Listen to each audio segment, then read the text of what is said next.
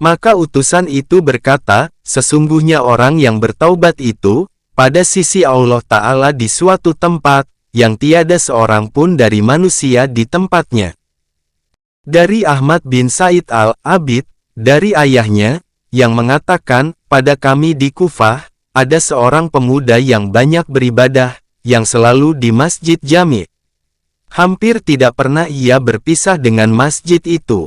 Ia mempunyai wajah cantik, bagus bentuknya, baik kelakuannya. Lalu seorang wanita cantik dan berakal memandang kepadanya.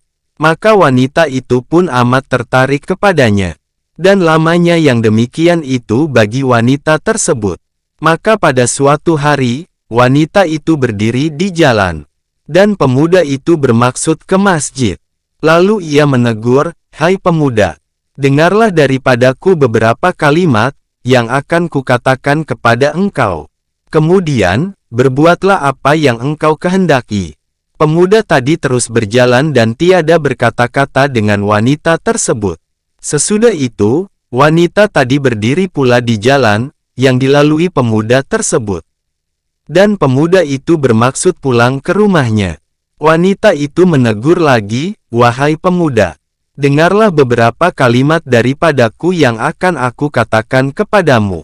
Pemuda tersebut menundukkan kepalanya sebentar, seraya berkata, "Ini tempat perhentian kecurigaan. Aku tidak suka bahwa aku adalah tempat kecurigaan." Wanita itu menjawab, "Demi Allah, aku tidak berhenti pada tempat perhentianku ini, lantaran kebodohanku dengan keadaanmu. Tetapi dengan berlindung kepada Allah, hendaknya orang-orang, abid itu menjernihkan hal yang seperti ini daripadaku. Dan yang membawa aku berjumpa dengan engkau, dalam keadaan yang seperti ini dengan diriku sendiri. Karena aku tahu, bahwa yang sedikit dari ini, pada manusia itu banyak.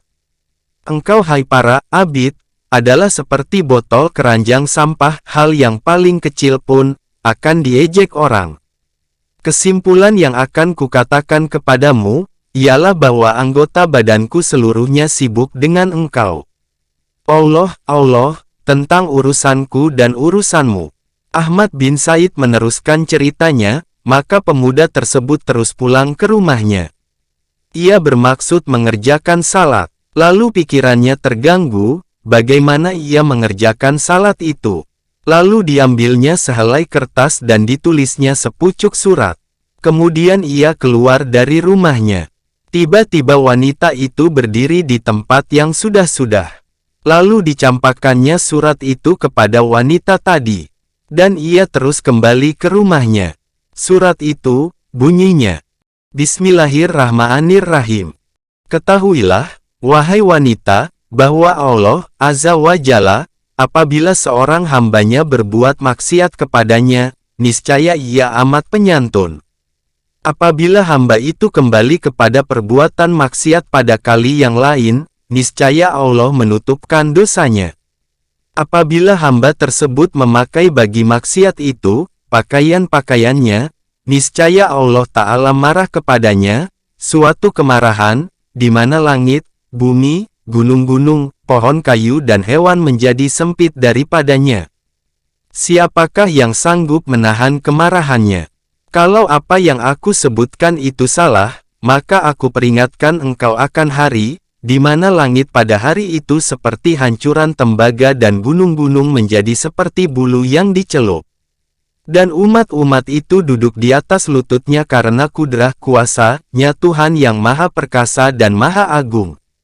Sesungguhnya aku, demi Allah, sudah merasa lemah untuk memperbaiki diriku sendiri, maka betapa lagi untuk memperbaiki orang lain.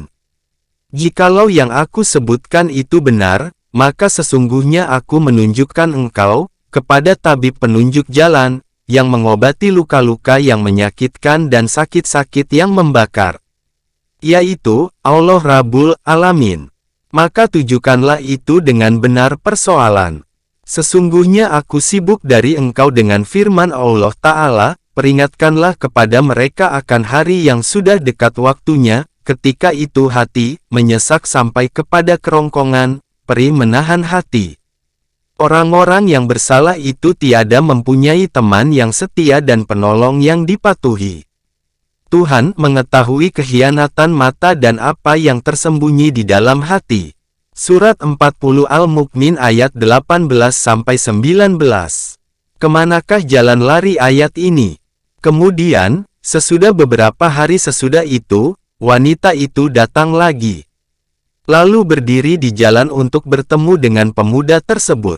Sewaktu pemuda tadi melihat wanita itu dari jauh, lalu ia mau kembali ke rumahnya, supaya ia tidak melihatnya. Lalu wanita tersebut menegur, "Hai pemuda, jangan pulang dulu. Tidak ada lagi perjumpaan sesudah hari ini untuk selama-lamanya, kecuali besok di hadapan Allah Ta'ala." Kemudian wanita itu menangis dengan keras sekali, seraya berkata, "Aku bermohon kepada Allah, di mana di dalam tangannya anak kunci hati engkau, kiranya ia memudahkan apa yang sulit dari urusan engkau." Kemudian, wanita tadi mengikuti pemuda itu, seraya berkata, "Anugerahilah kepadaku pelajaran, yang akan aku bawa dari engkau. Wasiatkanlah kepadaku sesuatu wasiat, yang akan aku laksanakan wasiat itu." Pemuda tadi lalu menjawab, "Aku wasiatkan engkau menjaga diri engkau, dari diri engkau sendiri. Dan aku ingatkan engkau akan firman Allah Ta'ala, dan dialah yang mengambil jiwa kamu di malam hari, waktu tidur, dan dia mengetahui apa yang kamu kerjakan di waktu siang." Surat 6 Al-An'am ayat 60. Ahmad bin Said meneruskan ceritanya, wanita itu lalu menundukkan kepalanya dan terus menangis dengan keras sekali, lebih keras dari tangisannya yang pertama tadi. Kemudian, ia sadar akan dirinya dan terus menetap di rumahnya mengerjakan ibadah. Terus-meneruslah wanita itu demikian, sehingga ia meninggal dalam keadaan buta. Adalah pemuda tersebut menyebut-nyebutkan wanita tadi sesudah meninggalnya. Kemudian ia menangis. Ada orang bertanya kepadanya, "Mengapa engkau menangis? Bukankah engkau yang memutus asakannya dari diri engkau?" Pemuda tersebut menjawab, "Sesungguhnya aku telah menyembelihkan harapannya pada permulaan urusannya. Aku jadikan perpindahannya wanita itu, simpanan bagiku di sisi Allah Ta'ala. Maka aku malu pada Allah untuk menarik kembali, simpanan yang sudah aku simpankan padanya." Tamatlah sudah kitab menghancurkan dua nafsu syahwat, dengan pujian dan kemurahan Allah Ta'ala.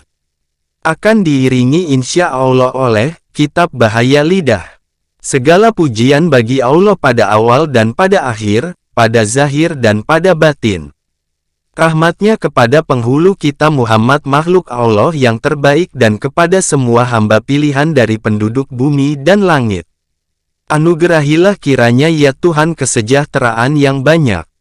Semoga bermanfaat. Jakarta tanggal 17 Februari tahun 2023.